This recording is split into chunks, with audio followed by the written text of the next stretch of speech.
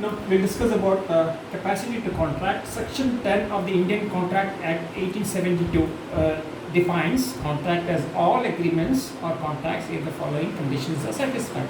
First is free consent, as we discussed in the last video. That free consent means if it is with this coercion, or with this fraud, or with misrepresentation, or undue influence, that is not a free consent. Okay, competent to contract. I discuss about who are the persons competent to contract. Okay, lawful consideration and with lawful object. We'll also discuss this briefly in the next video. Now, what is capacity? Definition of capacity is called eligibility to enter into a contract. A person should be major. Major means more than 18 years of age is called the major, and he should be sound mind, should not be mad person or lunatic.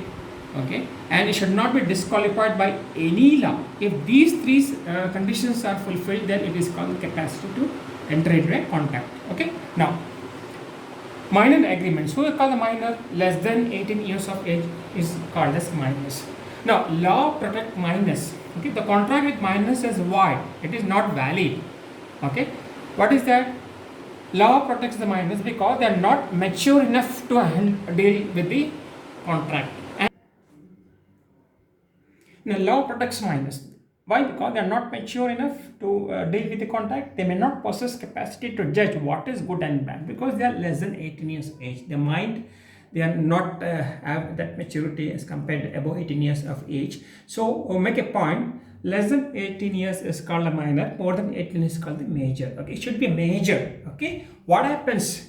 What happens if you deal with the minor? Now, but the one important point is, at the same time, it does not want to create any hardship to those who are dealing with the minors. Now, what does happen? Suppose here, in this case, in case of suppose I am a major here, I am supplying the necessaries supplied to minor, a person, that means I can claim refund from minor's property. Okay, it does the meaning of that one. It does not want to create any hardship to those who are dealing with the minors, except you are supplying important primary goods or necessaries. What is necessary decided by the court, and any amount you are supplying necessaries to minors, a person, a major can claim refund from minor's property, not more than that. Okay, this is the meaning of the at the same time, it does not want to create any hardship to those who are dealing with the minors. Now, first point, an agreement with or by a minor is void. An agreement with the minor or by a minor is void. That means it is called technically known as void ab initio, INITIO, void ab initio. That means contract is not valid from the beginning itself. Okay. Now, case Mohari Bibi versus Dharmadas Ghosh. In this case, Mohari Bibi has given the loan amount to Dharmadas Ghosh, who is a minor, and they have executed a mortgage of some amount. Okay. Later on, the minor has not repaid the loan, and that Mohari Bibi went to the court and filed a case against the minor to claim the amount and to sell the mortgage property. Court says that because you dealing with the minor, all minor agreements is not valid from the beginning. It is called void ab initio. Okay, but second point, minor can be beneficiary or promisee. Okay, minor can be beneficiary or promisee. As we discussed last video, beneficiary can enforce the contract. Even as a third party, beneficiary can enforce the contract. Now, third point, no ratification on attaining the age of majority. Suppose in minor you entered into a contract. Okay, in minor during minor you entered a contract. Okay, then after becoming a major, the same contract cannot be continued. The same contract cannot be ratified. Okay, that is we discussed in the case of Indran Ramaswamy versus Antyappa Chettiar. In the case, what happened is that during his minor, he executed a contract of rupees some amount, a promissory note.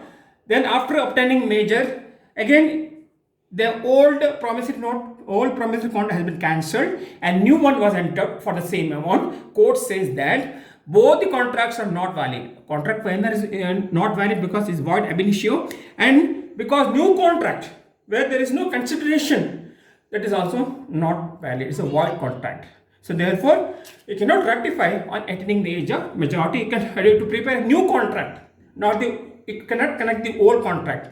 Next, no restitution means giving back to rightful owner what has been lost or taken away.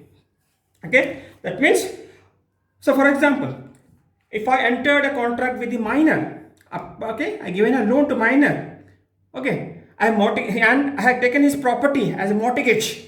Okay, he has not paid the loan, he has not refunded his loan. I do not have any right to sell his property. That means I have to give back to his property. That means because agreements, contracts with the minor is not valid, whatever I have taken from him, I have to return back to him. That is called no restitution. But there is an exception. If a minor, by fraud, by mistake, he has declared his age as major, even though he is a minor, in that case, this benefit is not allowed to him because he is cheating others. He is cheating others. Okay. Now, a minor cannot enter into partnership. Okay.